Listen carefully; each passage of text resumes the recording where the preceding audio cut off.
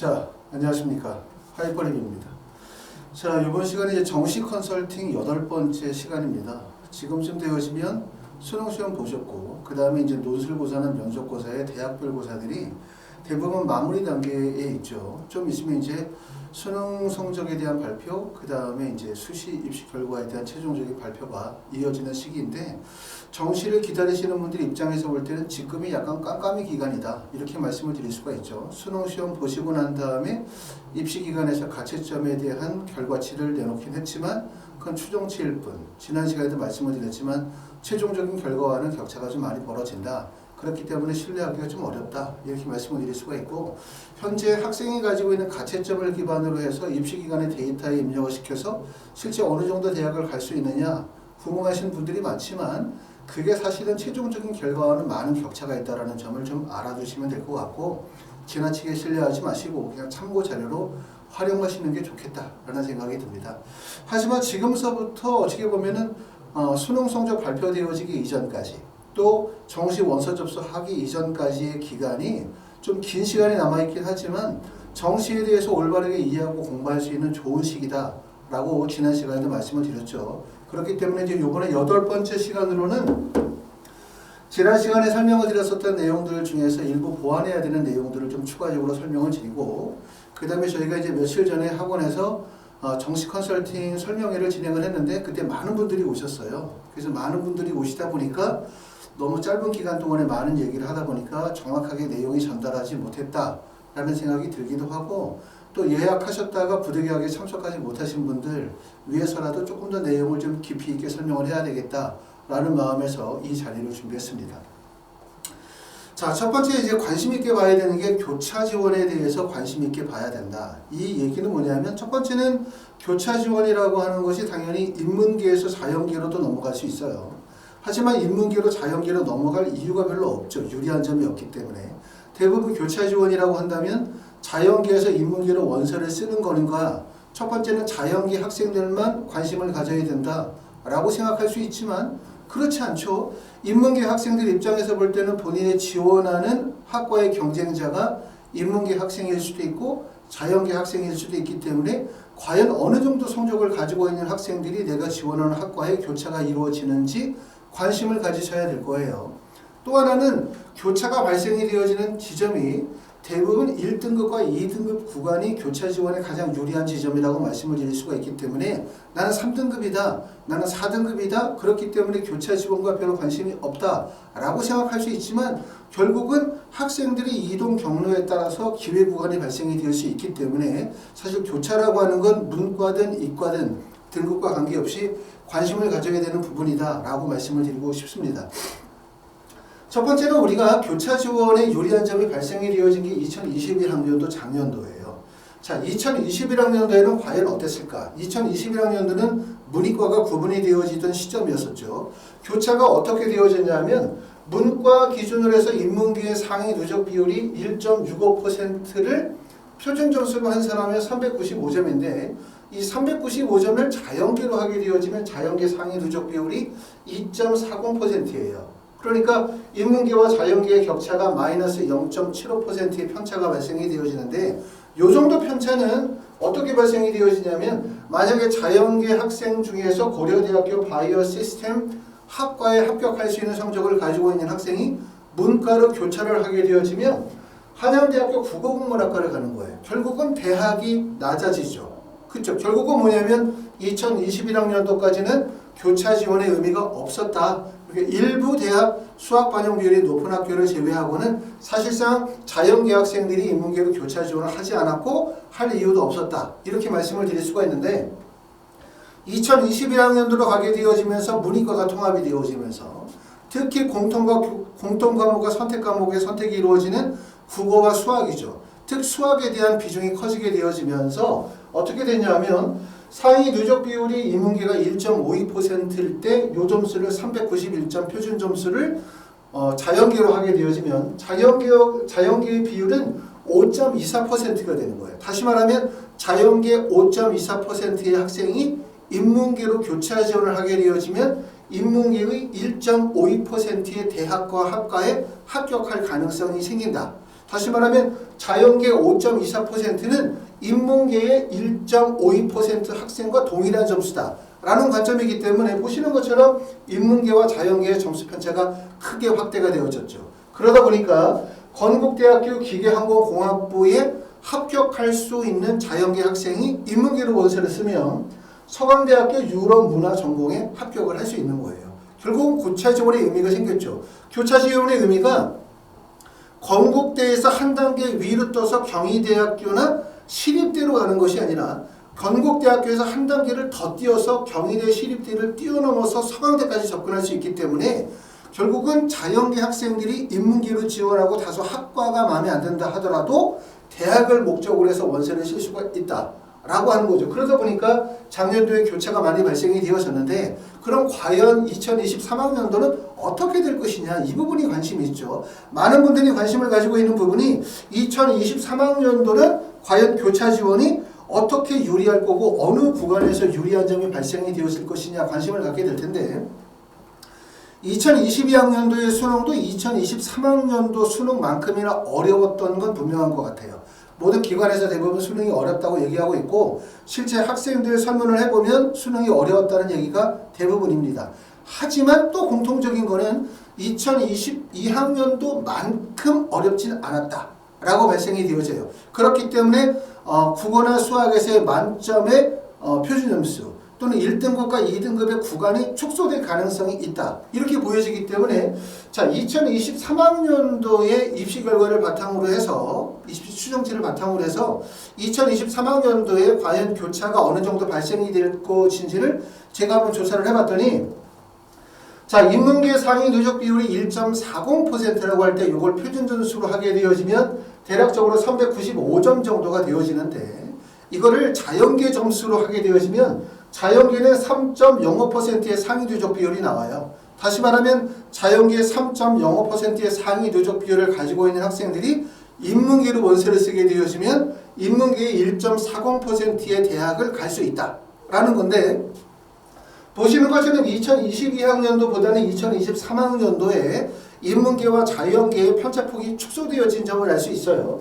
3.70%에서 1.65%이기 때문에 축소폭이 크죠. 그러면 어떻게 발생이 되어지냐면 서강대학교 전자공학과에 합격할 수 있는 학생이 인문계로 교차 지원을 하게 되어지면 고려대학교 농어논문학과를 갈 수 있는 정도의 교차가 발생이 되어지는 거예요. 결국은 교차는 1등급과 2등급 폭에서 교차가 대부분 발생이 되어지는데 2022학년도보다는 교차의 폭이 축소가 되어졌다. 자, 보시는 것처럼 서강대에서 고려대를 갈 수 있다. 이거는 장점이니까 교차의 이유가 생기는데 문제점이 생긴 게 뭐냐면 학생들이 올해 2023학년도의 교차의 가장 큰 문제는 대학과 학과 사이에서의 고민을 하시게 될 거예요. 과연 서강대학교 전자공학과를 갈 것인가? 아니면 고려대 농어논문학과를 갈 것인가? 고려대라는 대학을 선택할 것인가? 서강대의 전자공학과를 학과를 선택할 것인가에 고민에 빠지게 될 가능성이 상당히 높아요. 그렇기 때문에 실질적으로 2023학년도의 교차 지원은 2022학년도의 교차 지원만큼 성공적인 교차 지원이 이루어지기가 어렵다. 이렇게 말씀을 드릴 수가 있고 특히 올해 교차 지원에 관심을 가져야 되는 이유는 많은 학생들이 작년에 자연계 학생들이 문과로 교차 지원을 해서 성공한 사례들을 보다 보니까 일부의 학생들이나 일부 상담하시는 분들은 자연계 학생들 중에서 성적이 잘 안 나오면 문과로 교차 지원을 해라. 교차 지원을 하면 대학을 2단계를 건너뛰어서 갈 수 있다는 희망을 가지고 계시는 분들이 상당히 많지만 현실적으로는 아까 말씀드렸던 것처럼 성공적인 교차 지원이 이루어지기가 어렵다. 다시 말하면 대학과 학과가 만족스러운 교차가 이루어지기가 어렵기 때문에 대부분 교차가 이루어지는 지점은 모든 대학의 모집단이 학과 중에서 대부분 중하위권 이하에 머물 가능성이 상당히 높다는 점을 꼭 알아두셔야 돼요. 이 점을 알아둬야 된다는 얘기는 말씀드렸던 것처럼 내가 교차를 하는 입장이든 교차를 안 하는 입장이든 내 등급이 3등급이든 4등급이든 전반적인 입시의 흐름에서 학생들이 어떻게 쏠려가고 있는지를 알아야 된다. 이런 관점에서 꼭 이해하실 필요가 있습니다. 자, 인문계열 교차 지원에 대한 비율을 우리가 이제 인터넷 기사를 보니까 이런 내용들이 있더라고요. 서울 주요 10개 대학 22학번 교차 지원 대상으로 해서 설문조사를 했는데 교차 지원을 한 이유가 뭐냐 봤더니 78.1%의 학생이 전략적으로 대학계 급간을 높이기 위해서 교차 지원을 했다라는 분들이고, 또 일부 학생 25%는 문과로 진로를 바꾸게 되어져서 교차 지원을 하게 되었다라고 하시는 분들이 계시고요. 학원 및 진로 계획은 물어봤더니 34.4%의 학생들이 이과 계열의 복수 전공을 하겠다. 그 다음에 나머지 학생들이 반수를 하겠다라고 하기 때문에 사실 재수생이 올해 작년보다 많이 늘어난 이유, 올해 30%가 넘었죠. 31%의 재수생이 발생이 되어진 이유 중에 하나가 작년에 교차 지원에서 성공한 표준점수 385점에서 약 400점대의 인문계에 합격한 학생들이 대부분 교차 지원을 했기 때문에 그 학생들이 재수시장에 뛰어든 거죠. 결국은 이렇게 교차 지원이 발생이 되어지면서 내년도 마찬가지로 재수생이 늘어날 가능성이 높아요. 인문계 대학의 학과에 합격한 학생들이 대부분 재수생에 다시 뛰어들 가능성이 높고, 또 이거는 이제 재수뿐만 아니라 사실 대학의 입장에서도 되게 골칫거리 중에 하나죠. 왜냐하면 이렇게 합격한 학생들이 대학 생활을 성실하게 진행하기가 어려울 수도 있으니까, 그렇기 때문에 나름대로 뭔가 조치가 이루어져야 된다고 생각하고, 그런 이유로 2022학년도에 수능에서 수학의 난이도가 다소 쉬워짐으로 인해서 교차의 폭을 줄인 것도 하나의 전략적인 이유가 될 수도 있겠다라는 생각을 해봤습니다. 자, 교차 지원을 통해서 합격한 인문계 학생들의 비율은 서울대나 연세대, 고려대 같은 경우는 대략적으로 45%에서 50% 정도의 학생들, 인문계 학생들 중에서 자연계 교차를 한 학생의 비율이 그 정도 된다는 거예요. 상당히 많지만 특히 교차 비율이 상당히 많았던 학교는 시립대학교. 시립대학교가 약 88%가 가장 높았습니다. 서강대학교가 80%, 한양대학교가 74.5%가 교차가 집중이 되어졌던 구간이라고 말씀을 드릴 수가 있고요. 요걸 좀 알아두셔야 되는 게, 작년에 이렇기 때문에 올해 이러지 않을 수도 있지만 올해도 똑같은 현상이 발생이 되어질 가능성이 높다라는 얘기죠. 그렇기 때문에 인문계 학생이든 자연계 학생이든 관심을 가져야 돼요. 자, 특히 우리가 교차 지원에서 유리한 대학을 뽑아보면 서울대학교 같은 경우는 아시는 것처럼 인문계, 자연계 수능 영역별 반영 비율이 동일하고 수학의 반영 비율이 높습니다. 그렇기 때문에 다행히 수학 시험을 잘 본 인문계 학생이거나 수학 시험을 잘 본 자연계 학생들의 교차가 유리할 수밖에 없고요. 그 다음에 서강대학교가 수학이 43%, 한양대학교 상경계열이 40%, 시립대학교 상경계열이 국어가 35, 수학이 40%이기 때문에 보셨던 것처럼 시립대, 한양대, 서강대학교, 그 다음에 중앙대학교 상경계열이나 서울대학교 같은 경우가 결국은 수학시험을 잘 보신 분, 교차 지원의 학생들에게 유리한 지점이 될 수 있었던 거고요. 연세대학교나 고려대 같은 경우는 아시는 것처럼 국어와 수학의 결국은 반영 비율이 동일하기 때문에 교차 지원에 유리한 점이 사실 크게 발생이 되어지진 않아요. 작년보다 연구되는 교차 지원의 유리함이 다소 축소될 가능성이 상당히 높다. 아까 처음에도 말씀을 드렸었던 것처럼 올해는 성공적인 교차가 사실상 어렵다. 다시 말하면 대학에 점프를 해서 대학과 학과를 만족스럽게 얻어내긴 어렵고, 대부분 모든 모집단이 중하위 구간에 지원 지점이 몰리다 보니까 결국은 학과와 대학을 고민하는 경우들이 상당히 많다. 그렇기 때문에 이런 실수를 하면 안 되거든요. 나중에 원서를 다 써서 붙고 난 다음에 내가 예를 들어서 원서를 써가지고 고려대학교 노후농문학과를 붙고 그 다음에 서강대학교 전자공학과를 붙었어. 그러고 난 다음에 어디를 가? 서강대 전자공학과를 가는 문제가 생기는 거예요. 그러면 고려대 노후농문학과는 왜 썼어? 이런 문제가 생기기 때문에 여러분들이 최종적으로 원서를 쓸 때 꼭 명심할 거, 가지도 않을 대학을 쓰지는 말자. 가지도 않을 대학을 쓰지는 말자. 반드시 우리가 원서에 전략을 뗄 때 내가 꼭 목적으로 삼고 붙을 수 있고 붙었을 때 충분히 학업을 성실히 수행할 수 있는, 본인이 만족할 수 있는 대학과 학과를 목표로 삼는 것이 좋겠다라는 생각이 듭니다.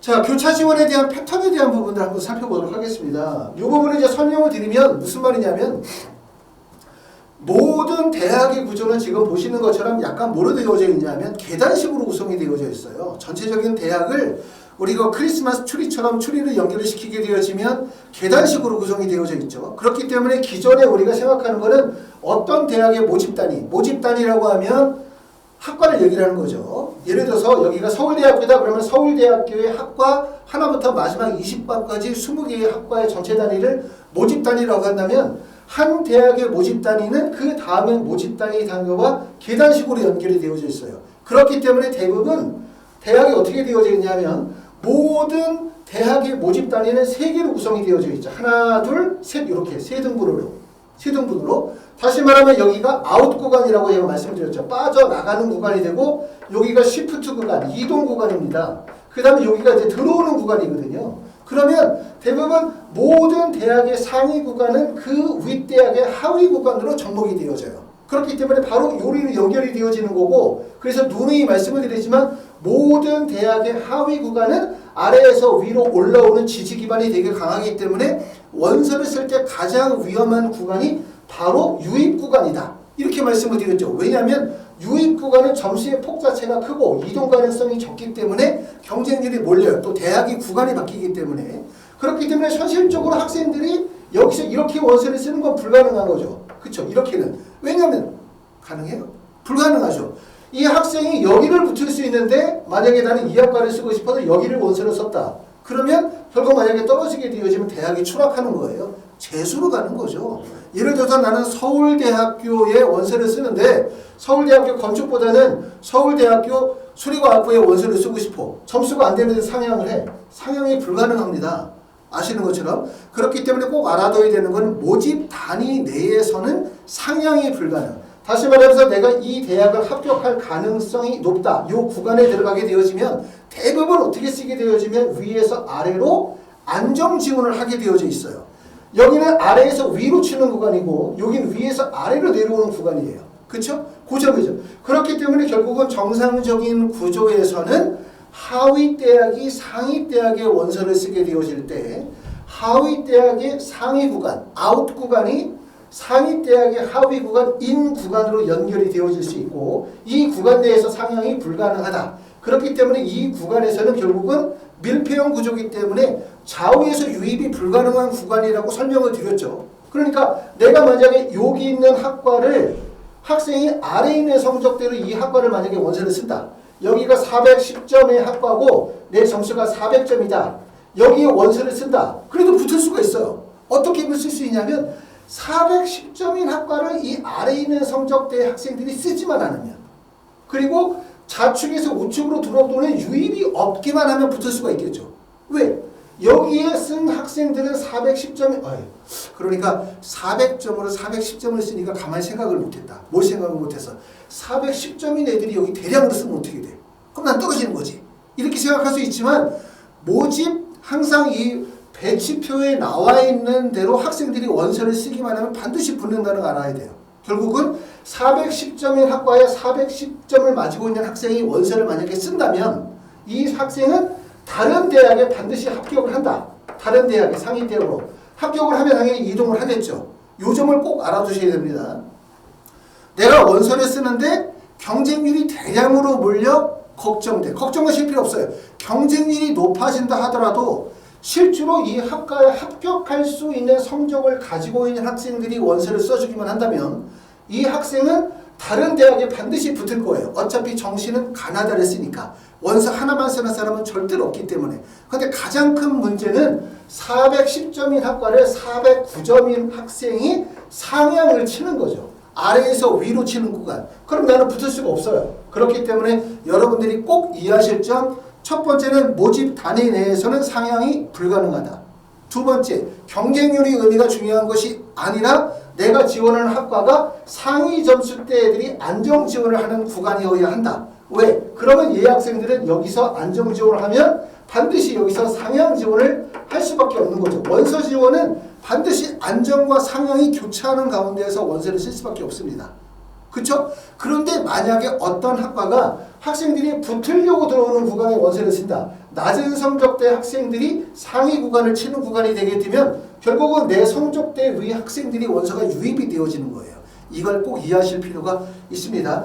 짧은 기간 동안에 되게 중요한 얘기를 말씀을 드렸기 때문에 꼭 기록해 두셨다가 생각을 해보시기를 바랍니다. 그렇기 때문에 결국은 정상적인 패턴 구조에서는 하위 대학이 상위 대학에 이렇게 중간 지점으로 치고 들어올 수가 없어요. 모집단위 사이로. 그렇기 때문에 우리가 밀폐형 구조에서는 높은 점수 차이에서도 점수를 충분히 뚫을 수가 있다 라고 말씀을 드릴 수 있는데, 교차가 되게 걱정스럽거나 교차에 신경을 써야 되는 이유는, 교차 지원이라고 하는 건 뭐냐면 2022학년도의 교차 지원은 아래에 있는 대학의 자연계 학생이 단지 윗대학으로 점프를 해서 대학을 가는 정도가 아니에요. 다시 말하면 건국대학교에 원서를 쓰는 학생이 시립대학교에 원서를 써가지고 붙는 정도가 아니라 2022학년도는 더 점프를 했죠. 그러다 보니까 건국대학교에 원서를 쓴 학생이 서강대까지 올라가는 구조가 발생이 되기 때문에 결국 교차할 이유가 있는 거예요. 학과는 다소 마음에 안 들어도 대학이 2단계가 점프를 뛰니까. 그런데 올해는 어떻게 되냐? 2022학년은 현실적으로 여기까지 올라가기가 어렵다는 얘기예요. 대부분 건국대에서 점프를 하게 되어지면 그 위쪽 대학의 하위 구간에 머물 수 있기 때문에 성공적인 교차 지원이 되기 어렵다. 이렇게 말씀을 드릴 수가 있고, 그리고 교차에 대해서 신경을 써야 되는 이유는 아까도 말씀을 드렸었던 것처럼 이전까지는 어떻게 됐었냐면 하위 대학의 학생들이 원서를 쓰게 되어지면 상위 대학의 하위 구간밖에 공략을 못해요. 그런데 교차 지원이 발생이 되어지면 하위 대학의 학생이 어딜 쓰면 상위 대학의 중간 지점을 쓸 수 있기 때문에 모든 대학의 구조가 밀폐형 구조가 아니라 개방형 구조, 다시 말하면 좌우 유입이 충분히 다 가능한 구조로 바뀌었다는 점을 꼭 알아두실 필요가 있고, 그렇기 때문에 우리가 뭐 추가 합격이다 이런 거 얘기 많이 하지만 사실 입시는 2022학년도 이전의 입시와 2022학년도 이후의 입시로 완전히 입시가 바뀐 거예요. 결국은 2022학년도, 2023학년도는 추가 합격이나 원서 지원에 대한 새로운 로직과 새로운 지원의 전략이 반드시 필요하다. 그럼에도 불구하고 여전히 엑셀을 띄워놓고 도표를 보여주면서 여기를 갈 수 있고 여기를 못 가고를 가지고 설명하는 컨설팅이 많아요. 그죠? 그 점을 꼭 좀 말씀을 드리고 싶어요. 지금 영상을 보시는 부모님들 중에서도 아마 고등학교 때, 대학 갈 때 학교 선생님이 크게 이렇게, 그쵸? 장판지 같은 거 보여주면서 자기 점수 따라 갈 수 있는 대학이 여기고 어디고, 또 실제로는 우리 아이들, 큰아들 또는 작은 아이들 대학 보낼 때 컨설팅 받으면서 엑셀 보여주면서 거기서 점수 가지고 이 대학 가요 못 가를 얘기했었는데, 그러면 과연 그 데이터는 정확한 데이터냐, 그리고 그 데이터는 정말 마지막 합격자의 점수냐, 내가 손해 안 보고 대학 갈 수 있는 방법이냐 라고 얘기하면 말이 안 맞죠. 통계나 데이터가 맞출 수가 없는 게 입시입니다. 그렇기 때문에 마치 그 통계나 데이터를 따라야 한다고 자꾸 생각하시면 안 돼요. 제가 누누이 말씀을 드리지만 숫자를 믿으시면 안 된다. 숫자를 믿으면 안 된다. 다른 사람들이 만들어 놓은 통계를 전적으로 받아들이고 수용하려고 자꾸 자세를 갖추시면 안 되고 스스로 분석하는 자세를 갖추시는 게 중요하다고 말씀을 드리고, 교차 지원이 중요한 이유는 결국은 뭐냐? 종전에는 몰입단이 중간 사이로 들어가는 것이 현실적으로 어려웠지만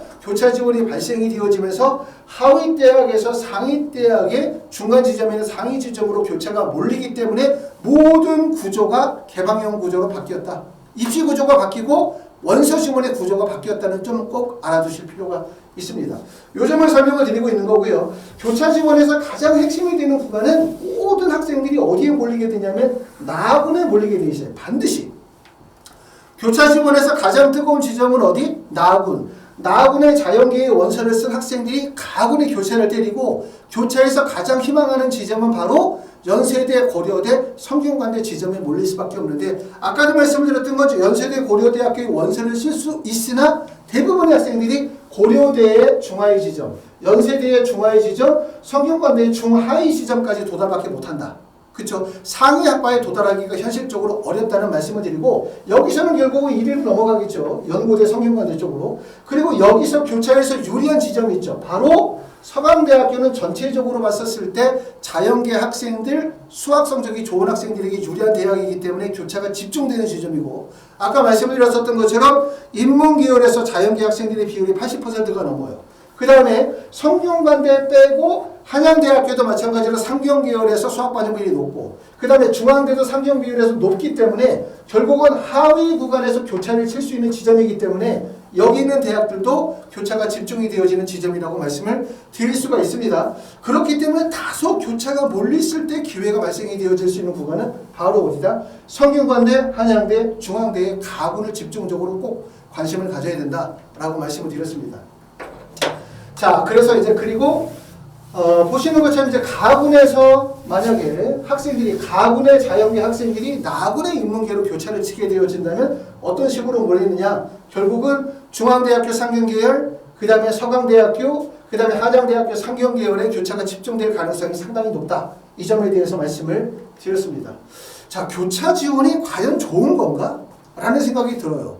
교차 지원이 과연 좋은 건가? 교차를 하면 첫 번째는 원래 평상시에 자연계에 관심을 가지고 있던 학생들이 인문계로 학과를 쓰는 거기 때문에 학과에 대한 적응력이 떨어져요. 물론 일부 학생들은 진로 방향을 바꾸면서 원서를 쓰는 학생도 있다. 아까 보니까 조사 결과에 나오죠. 하지만 그럼에도 불구하고 많은 학생들이 교차를 치는 이유는 결국은 상위 대학에 대한 선호도겠죠. 반드시 내가 좀 더 나은 대학을 가고 싶다. 내가 학과에 대한 적응력이 떨어지더라도 일단 상위 대학에 붙이고 재수하겠다라고 하는 전략인데, 말씀을 드렸던 것처럼 2023학년도에는 내가 생각하는 상위 대학에 못 붙는다는 거예요.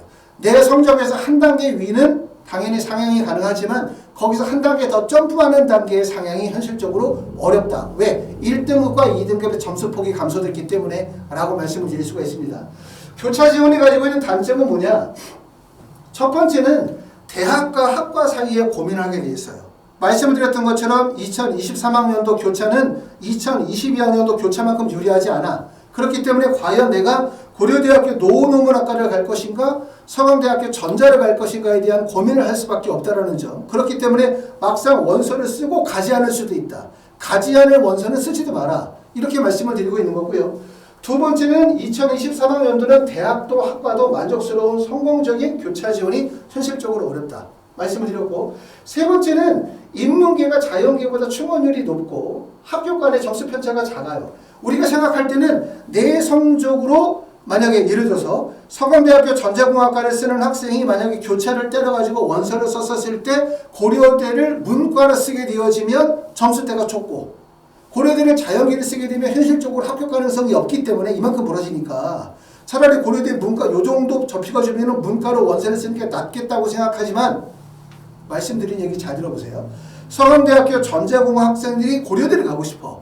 근데 고려대를 문과로 교차하게 되면 점수폭이 좋겠죠? 근데 자연계로 가게 되면 점수폭이 넓어지겠죠? 그러니까 자연계로 원서를 못 쓰고 문과로 교차를 지원을 한단 말이에요. 하지만 이 점을 꼭 이해하실 점이 뭐냐면, 첫 번째는 인문계가 자연계보다 충원율이 떨어져요. 회전율이 떨어진다는 얘기죠. 회전율이 떨어지게 되어지면 최고 합격자와 평균 점수와 최저 간의 점수 차이가, 문과는 점수폭이 요 정도 발생이 되어지면 자연계의 점수폭이 크게 발생된다는 거예요.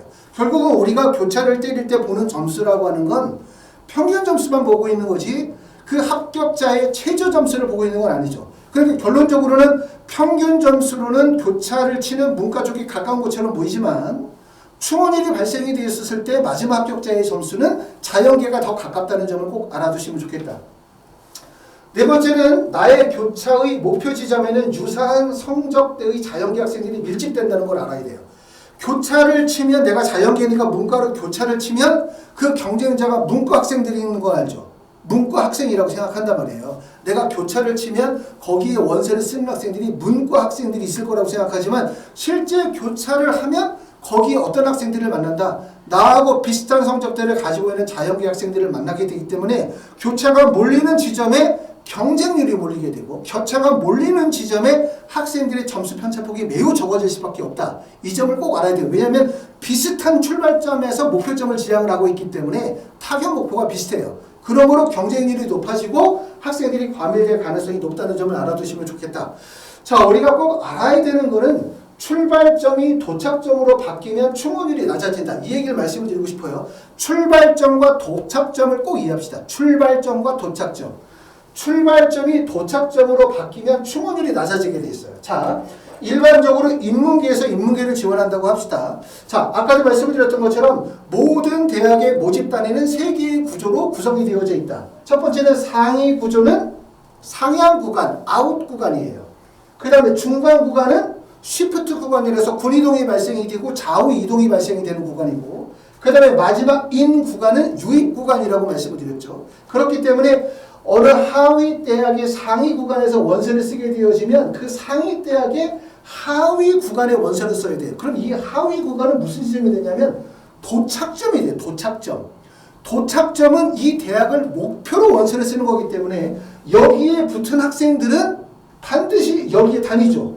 쉽게 말하면 도착점이 되는 거죠. 그리고 이 위쪽 지점은 어떤 점이 되냐면 출발점이 돼요. 왜? 여기서 출발을 해서 여기에 도착을 했던 것처럼 여기에서 출발해서 이쪽 대학을 목표로 삼겠죠. 그리고 이 학생들이 만약에 여기에 붙으면 이 대학을 안 다닙니다. 그러니까 결국은 뭐냐면 도착점은 회전율이 떨어지고 출발점은 회전율이 높아요. 출발점의 충원율이 높죠. 그래서 아시는 것처럼 상위 학과의 충원율이 높고 하위 학과의 충원율이 낮다. 이 구조인데 이게 뭐로 바뀌냐면 교차로 바뀌게 되어지면 어떤 현상이 발생했냐. 자연계 학생의 상위 학과의 학생이 아까 말씀드렸었던 것처럼 원래는 이렇게 하위 학과에 유입이 되어져야 하는데 하위 학과에 써야 되는데 자연계 학생들이 교차를 치게 되어지면 점수 편차폭이 줄어들면서 인문계 학과의 상위 학과를 원서를 노릴 수가 있어요. 그럼 이 상위 학과는 원래는 어떤 점이었죠? 출발점이었죠. 이렇게 빠져나가는. 그리고 유입이 안 되는 지점이었단 말이에요. 근데 이게 교차 지원이 발생이 되어지면서 자연계 학생들이 원서를 쓰는 지점이 되기 때문에 결국은 이게 뭐로 바뀌었다? 출발점이 도착점으로 바뀌게 되는 거예요. 출발점이 도착 쪽으로 바뀌게 되면 충원율이 100%였었던 이전의 학과가 충원율이 50%나 충원율이 40%로 충원율이 하락하게 되는 거죠. 그 얘기는 무슨 얘기냐면 그만큼 그런 구간은 붙기가 어려워지는 거예요. 그러니까 여러분들이 아셔야 되는 게 내가 지원하는 대학, 학과가 과연 출발점이냐 도착점이냐. 내가 만약에 출발점이다. 그럼 이 대학에 붙은 학생들이 다른 데로 빠져나가니까 회전율이 발생되면서 점수가 하락폭이 커지고 추가 합이 가능하다. 이건데 만약에 여기가 도착지으로 막히게 되어지면 모든 학생들이 붙으려고 쓰는 지점이 되고 그 붙으면 안 빠진단 말이에요. 그렇기 때문에 결국은 충원율이 낮아질 수밖에 없다는 점을 알아두실 필요가 있습니다. 자, 출발점과 교착점의 하나의 예를 한번 살펴보도록 하겠습니다. 지금 보시는 것처럼 자, 하나의 예를 보게 되어지는데 지금 보시는 것처럼 연세대학교 경영학과를 한번 보는 거예요. 연세대학교 경영학과는 출발점이에요. 모든 대학의 상위 구간은 출발점이라고 말씀드렸죠. 출발점이기 때문에 평균 점수가 548점일 때 최저 점수가 540점. 점수 편차가 큰 폭으로 벌어졌고 사학과보다 마지막 합격자의 점수는 더 낮아요. 그 이유가 충원이 발생이 되어지면서 점수가 하락이 되어진 거고 보시는 것처럼 도착점은 평균 점수와 최저 점수의 점수 간격이 매우 좁죠. 말씀드렸던 것처럼 모든 대학의 하위 구간이 상위 구간보다 마지막 합격자의 점수는 더 높다라는 말을 꼭 알아두실 필요가 있습니다. 자, 그런데 자연계 같은 경우를 지금 보시게 되어지면 자연계는 전체 모든 학과가 평균 점수보다 마지막 합격자의 점수가 다 하락하고 있는 점을 알 수 있어요. 인문계를 보세요. 인문계를 보면은 하위 학과 같은 경우는 평균 점수와 마지막 합격자의 점수 간격이 크지 않아요. 거의 동일하죠? 하지만 상위 학과만 큰 폭으로 떨어지고 있죠? 하지만 자연계 같은 경우는 모든 학과가 평균 점수에서 최저점으로 점수가 하락하고 있다는 점이에요. 이게 아까 말씀드렸던 것처럼 과연 자연계에서 인문계를 원서를 쓸 때 꼭 내가 서강대학교 전자공학과를 붙는 학생이 고려대를 가고 싶은데 점수가 부족하면 고려대 인문계로 원서를 쓰는 것만이 답이냐? 왜? 인문계가 답이 안 되는 이유는 인문계 하위 학과는 평균과 최저의 점수 간격이 매우 없다. 편차가 벌어지지 않는다. 충원이 안 벌어지니까. 하지만 자연계는 지금 보시는 것처럼 평균 점수에서는 다소 부족하다고 생각하지만 모든 학과에서 점수 하락이 발생이 되어지기 때문에 실질적으로 평균 점수로 보면 문과가 가까운 것처럼 보이지만 마지막 합격자의 점수로 보면 자연계가 더 가깝다는 점을 꼭 이해하실 필요가 있다라고 말씀을 드리고 있는 겁니다. 출발점으로 도착점으로 바뀌는 구간의 경우 출발점이 도착점으로 바뀌는 경우 하나를 보여주면 바로 이게 연세대학교가 2021학년도까지만 하더라도 경영학과가 충원율이 124%였었어요. 충원율이. 그러니까 결국은 모집 인원 145명 붙고 그 다음에 128%니까 실제로 많은 학생들이 충원이 발생이 되어졌는데 이게 2022학년도 교차가 발생이 되어지면서 충원율이 68%로 절반이 떨어졌죠. 경쟁률은 보시는 것처럼 3.24의 경쟁률에서 5.12의 경쟁률이 높아졌어요. 그러니까 뭐야? 경쟁률은 3점대에서 5점대로 높아져서 많은 학생이 원서를 썼는데 실질적으로 추가 합격이 된 학생들의 비율은 전년도의 절반으로 떨어졌다. 얘기는 뭐냐면 결국은 작년에 비해서 올해 실제 다른 대학에 붙을 수 있는 합격 성적을 가지고 있는 학생들이 원서를 쓰지 않고 결론은 연세대학교 경영학과가 예전에는 100% 출발점이었었어요. 연세대학교 경영학과 쓰면서 서울대를 이동하는 루트였었는데 올해는 어떻게 됐다는 얘기냐면 2022학년도 이 경영학과가 출발점이기도 하지만 아래에서 위로 치고 들어오는 도착점이 되어버렸다는 얘기죠. 결국 도착점이 되어지면 경쟁이 되게 치열하고 점수 간격이 매우 조밀해져요. 어떻게 조밀해질 수밖에 없냐면 바로 이게 바로 도착점의 지점이죠. 도착점은 평균과 마지막 격의 점수가 매우 조밀하다는 점, 이 점을 꼭 알아두실 필요가 있습니다. 경영학과를 연세대학교 경영학과를 전년도에 상위 점수대, 중간 점수대, 하위 점수대의 점수가 큰 폭으로 발생이 되어지는 지점으로 이해하시면 안 되고 결국은 출발점이 도착점으로 바뀌게 되면 평균과 최저의 점수 간격이 매우 조밀해질 수밖에 없다. 이 점을 꼭 말씀을 드리는데 이걸 말씀을 드리는 얘기는 내가 만약에 교차를 친다? 그러면 그 교차가 무조건 유리한 게 아니라 꼭 여러분이 생각해야 되는 게 첫 번째, 교차를 치게 되어지면 교차를 치는 그 대학은 어떤 대학이 되냐면 바로 도착점이 되는 거예요. 도착점이 되고 나만 교차라는 게 아니라 모든 학생들이 교차를 치게 되어지면 그 도착점은 결국은 평균과 최저 간의 점수 간격이 매우 좁아지기 때문에 합격 가능성이 그만큼 어려워진다는 점을 꼭 이해하실 필요가 있다. 그렇기 때문에 자연계 학생들이 꼭 문과로 치면 교차가 무조건 유리하다는 생각을 절대로 하시면 안 되고 인문계 학생들도 마찬가지예요. 내가 원서를 쓰는 지점이 과연 도착점이냐 출발점이냐에 대한 부분들을 반드시 이해하실 필요가 있다. 도착 지점이냐 출발 지점이냐를 반드시 이해해야 그래야만 이것이 과연 충원일이 얼마나 발생이 될지 어떤 학생들이 유입이 되어지는지에 대한 것을 확인하실 수가 있습니다. 자, 이렇게 해서 이제 이번 시간에는 우리가 이제 2023학년도 교차 지원에 대한 얘기, 그 다음에 이제 출발점과 도차점에 대한 입시에 대한 얘기를 말씀을 드렸고요. 다음 시간에 이제 9번째 설명을 드리고, 아마 이제 12월 10일 정도 9일 되면 수능 성적 발표가 되어지기 때문에 그 전까지 여러분들이 정시에 대해서 좀 알아야 되는 내용들을 꾸준하게 좀 설명을 좀 드리려고 합니다. 자, 궁금하신 점은 댓글로 달아주시면 제가 답변 드리겠습니다. 감사합니다.